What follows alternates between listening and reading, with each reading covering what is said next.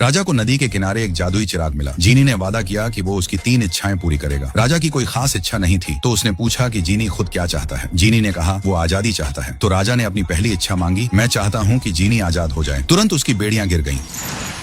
खुश होकर जीनी ने बाकी इच्छाओं के बारे में पूछा, लेकिन राजा को कुछ नहीं चाहिए था, इसलिए उसने अपनी दूसरी इच्छा भी जीनी को दे दी ताकि वो तीसरी इच्छा भी खुद पूरी कर सके। फिर उसने पूछा अब वो अपनी आजादी के साथ क्या करना चाहता है। जीनी ने कहा सच्चा प्यार। राजा हंस पड़ा और बोला मेरे साथ महल चलो, वहाँ सुंदर औरतों की कोई कमी नहीं है। उसने उसका परिचय अपनी बेटी स्नो वाइट से और रानी रेजिना से कराया। एक ही पल में जीनी समझ गया यही उसका प्यार है। जन्मदिन के भोज में राजा ने घोषणा की कि स्नो वाइट भगवान का दिया हुआ उपहार है। उसे देखकर उसे अपनी दिवंगत रानी की याद आती है और वही दुनिया की सबसे सुंदर महिला है। रानी रेजिना एक कोने में बैठी टूटे दिल के साथ वहाँ से चली गई। जीनी उसके पीछे गया। रानी सेब के पेड़ को देख रही थी और बोली वो भी उसी की तरह है, हमेशा के लिए महल के पिंजरे में कैद। जीनी सब समझ गया। उसका दिल जीतने के लिए उसने उसे एक आईना दिया और कहा तुम दुनिया की सबसे सुंदर महिला हो। अगले दिन राजा को कुछ गड़बड़ महसूस हुई। उसने जीनी को बुलाया और कहा उसे रानी की डायरी में प्यार के शब्द मिले हैं जो उसके लिए नहीं थे। साथ ही एक आईना भी मिला जो अचानक प्रकट हुआ था। उसने जीनी को आदेश दिया उस आदमी को ढूंढो। राजा ने कभी सोचा भी नहीं था कि वो आदमी खुद जीनी ही है। तभी रानी के पिता ने एक डिब्बा भेजा। उन्होंने कहा इसके अंदर की चीज रानी को मुक्ति दिलाएगी। जीनी ने सोचा ये आजादी का मौका है, लेकिन अंदर थे उसके देश के 2 जहरीले सांप। रानी की मुक्ति का मतलब था मौत। जीनी ने उसे रोका और कहा शायद कोई बेहतर तरीका हो सकता है। फिर वो मुड़ा और सांपों को राजा के बिस्तर के पास रख दिया। उसने जहर से अपने उपकार करने वाले राजा को मार डाला। उसे लगा